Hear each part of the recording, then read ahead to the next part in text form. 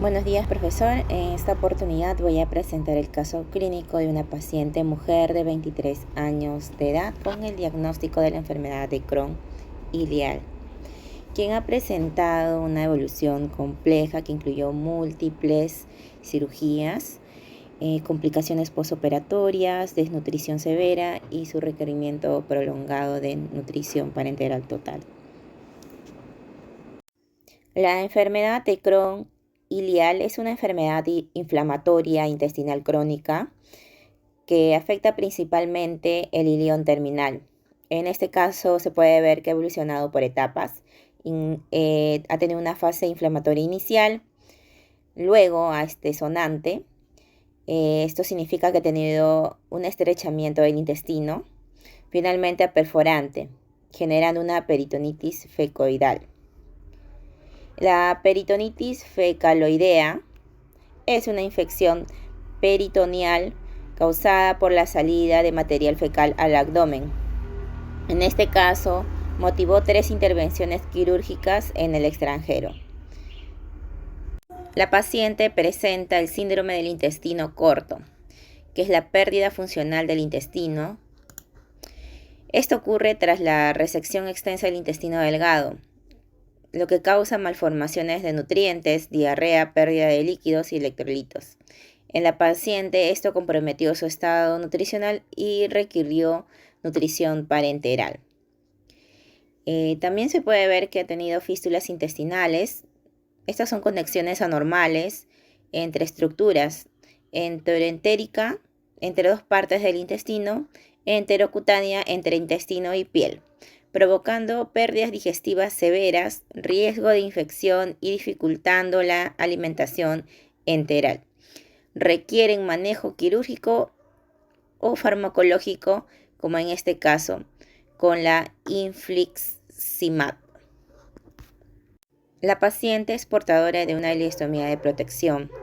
En esta imagen podemos observar en qué consiste la bolsa de la ileostomía. A los 7 días desarrolla colestasis, que es la retención de bilis en el hígado.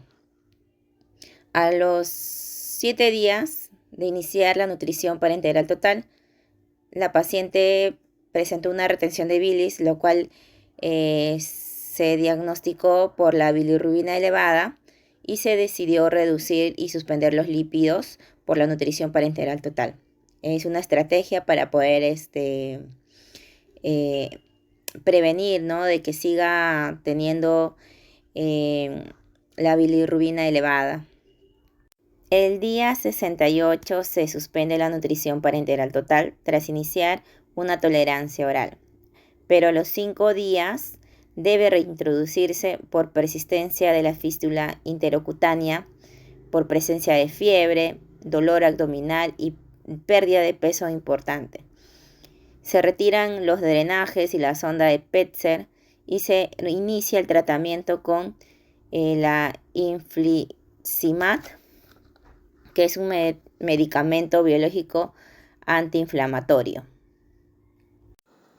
Tras 7 meses y medio en su domicilio con la nutrición parenteral total, la paciente con un IMC de 18.6 y una prealbumina de 32.9 miligramos sobre decilitro, en un rango de entre de 20 a 40, es sometida a una reconstrucción de intestino, evolucionando favorablemente y suspendiendo la nutrición parenteral total a los 9 días.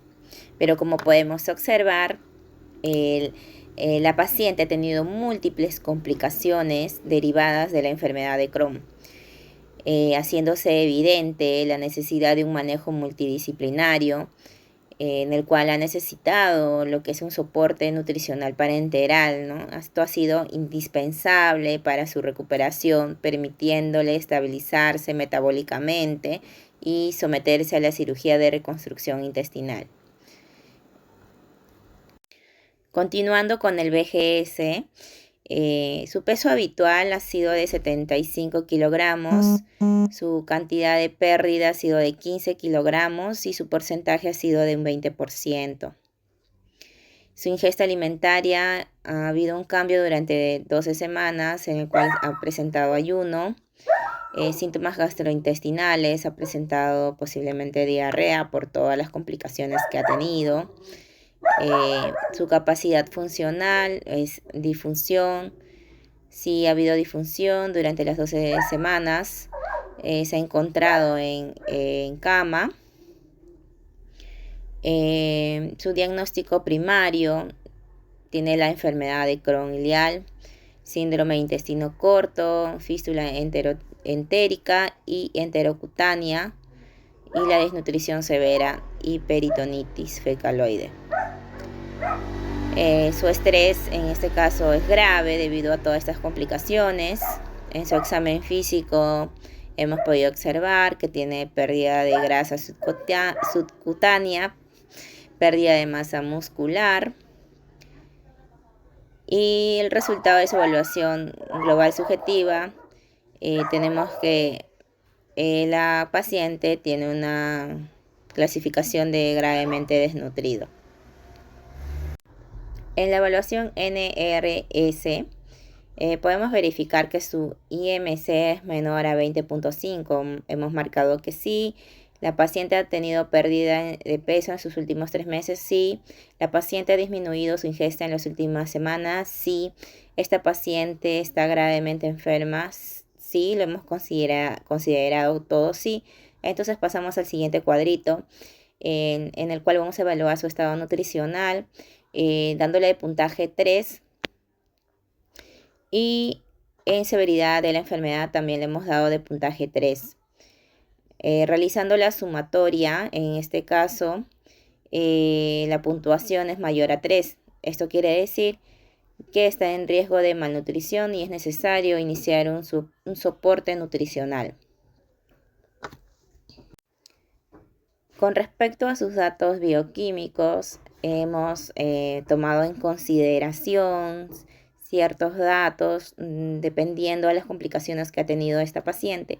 El caso clínico nos brinda la prealbumina, en el cual podemos verificar que se encuentra dentro del rango, pero también hemos destacado la albumina, la bilirrubina. Con respecto a la albumina, porque la paciente ha presentado una desnutrición y una inflamación. La bilirrubina, con respecto a la colestasis que ha presentado, se encuentra elevado. Hemoglobina, también por la mala absorción, no ha estado alimentándose bien por las cirugías que se ha sometido a la paciente. Sus proteínas totales también, como hipoproteinemia. Su creatinina, como desnutrición, lo encontramos bajo. Su urea también, porque ha tenido déficit de proteína. Sus triglicéridos elevados, el cual hemos tenido que ayudarle con la nutrición parenteral total. Sus leucocitos, elevado también por las infecciones activas, por la peritonitis y sobre todo la peritonitis fecoidal. Con sus datos antropométricos, su peso habitual de 75 kilogramos, su peso actual de 60, podemos ver que ha habido una pérdida de 20%, es una pérdida severa, mide 1,70, su IMC es de 18.6, bueno, se encuentra en el rango normal en este caso, ¿no? Casi por el rango de bajo de peso. Continuando con el requerimiento energético, utilizando la fórmula de Harris-Benedict, en este caso la fórmula para mujeres, tenemos como resultado la tasa metabólica basal de 1435.6 kilocalorías, obteniendo también así el GET, utilizando los factores de temperatura, factores de estrés y el factor de actividad, ¿no? Dándonos como resultado 2153.4 kilocalorías. También hemos verificado la fórmula rápida. En este caso, como resultado tenemos 2100 kilocalorías por día. Haciendo comparación, están por ahí entre el GET y la fórmula rápida. Se asemejan los resultados. Continuando con los requerimientos proteicos y también la relación entre kilocalorías no proteicas y gramos de nitrógeno. Las proteínas estimadas, en este caso le hemos brindado 1.8 gramos por kilocaloría, multiplicándolo por su peso, teniendo como resultado 108 gramos por día. Esto equivalente como resultado a 432 kilocalorías, el cual hemos tenido un 20% del GET total, ¿no? Es un 20%. La conversión del nitrógeno de 108 gramos entre 6.25, obteniendo 17.28 gramos de nitrógeno. En este caso, la relación kilocalorías no proteicas por gramos de nitrógeno, hemos dado como resultado 99.6. Este valor se encuentra en el rango recomendado para pacientes severamente catabólicos, en el rango de 80 a 120, como podemos verificar en el cuadrito. ¿Necesita nutrición enteral o parenteral? Debido a la presencia de fístulas intestinales activas y síndrome de intestino corto, la paciente no es candidata a una nutrición enteral en esta fase. Por lo tanto, se le indica una nutrición parenteral total como único medio seguro y eficaz para garantizar un soporte nutricional completo. ¿Qué vía de acceso se podría utilizar? En este caso se requiere el acceso venoso central, como subclavia o vena cava superior, ya que las soluciones son hiperosmolares y deben administrarse de forma prolongada. ¿Qué fórmula y cómo la iniciarías? Realiza las indicaciones. Bueno, en este caso hemos distribuido los macronutrientes al 100%, en proteínas, lípidos y carbohidratos. En proteínas le hemos dado un 20%, teniendo como resultado 432 kilocalorías, y en gramos 108.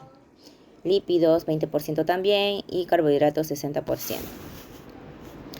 Al 50% para evitar el síndrome de realimentación. Sería de 1076.7 kilocalorías. Como podemos observar en el cuadrito, aquí le hemos dado el 50%. En este cuadro podemos observar los macronutrientes al 100%, la dextrosa, los aminoácidos y los lípidos.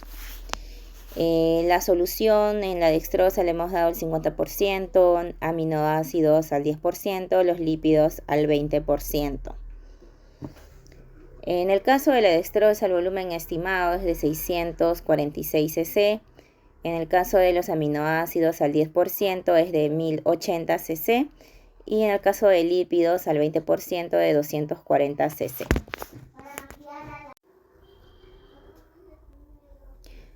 Continuando con la solución en este caso de los electrolitos, el porcentaje y también la cantidad de su volumen. En este cuadro podemos observar todo al 100%, el requerimiento hídrico de 1800 mililitros, la cantidad de agua destilada que va a cubrir es de 266 cc.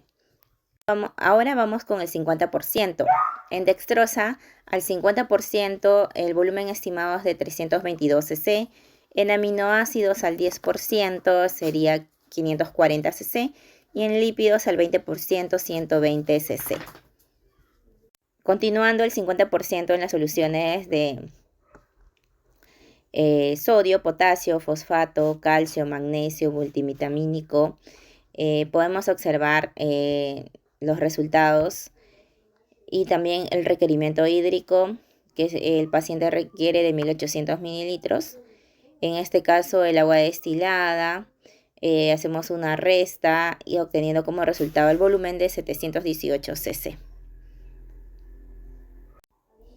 La formulación de la nutrición parenteral total se basó en el estado catabólico de la paciente, sus complicaciones gastrointestinales y su imposibilidad de utilizar la vía digestiva. Se inició de forma progresiva para evitar complicaciones metabólicas y se ajusta diariamente con base a su evolución clínica y parámetros bioquímicos. Eso sería todo con respecto a este caso clínico. Muchas gracias.